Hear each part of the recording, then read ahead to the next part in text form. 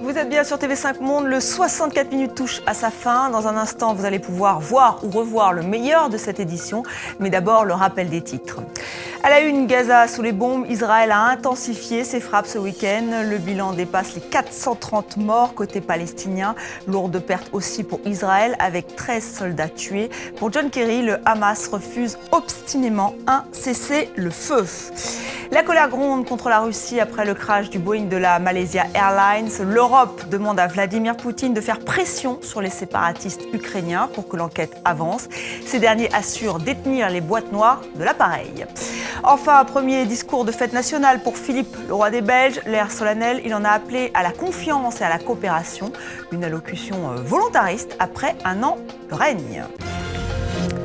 Restez avec nous sur TV5 Monde. Vous allez maintenant revoir en 2 minutes l'essentiel du 64 minutes, ce que vous avez aimé ou ce que vous avez raté. C'est tout de suite avec Simon Rodier et Astrid Lefebvre. C'est la panique, les médecins sont débordés.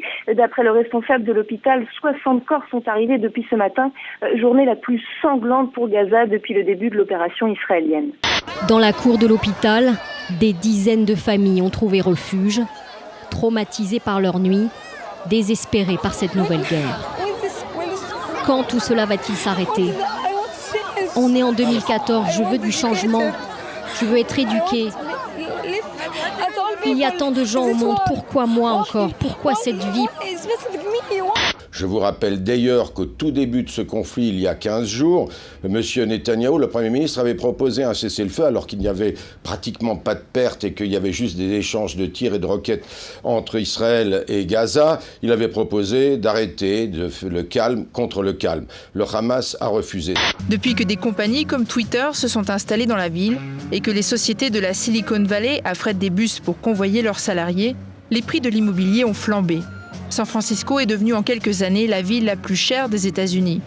Un constructeur français, la marque Auré, vend déjà des claviers tout en bois, en érable ou en noyer. Ils vendent aussi des trackpads ainsi que des chargeurs sans fil en marbre.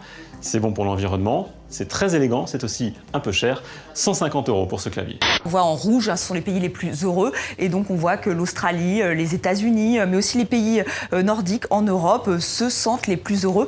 Quand on demande aux gens ce qui compte pour eux, pourquoi, qu'est-ce qui est le plus important pour leur bien-être, pour leur bonheur, ils mettent en premier lieu le lien social. Je trouve ça très important que les enfants voient ce film avec leurs mains dans la main de leurs parents, ou dans la main de leur frère aîné, ou dans la main de quelqu'un de plus âgé qui peut leur expliquer ce qui se passe. Parce que c'est un film quand même difficile à comprendre pour ceux qui n'ont pas connu la guerre. Tu fais, je t'attends.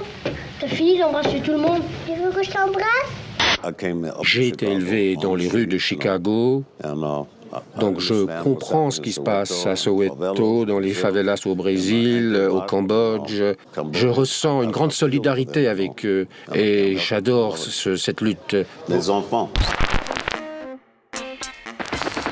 N'oublions pas les otages retenus dans le monde, à commencer par le seul otage français, Serge Lazarevitch. Il est retenu captif quelque part au Sahel depuis 969 jours. Nous ne l'oublions pas. Nous n'oublions pas non plus ces centaines de jeunes femmes prisonnières de la secte Boko Haram au Nigeria. Et c'est la fin de ce 64 minutes. J'ai été ravie de vous accompagner tout au long du week-end. Demain, lundi, vous retrouvez Mohamed Kassi pour toujours plus d'informations francophones et internationales. Merci de votre attention. Restez sur TV5 Monde.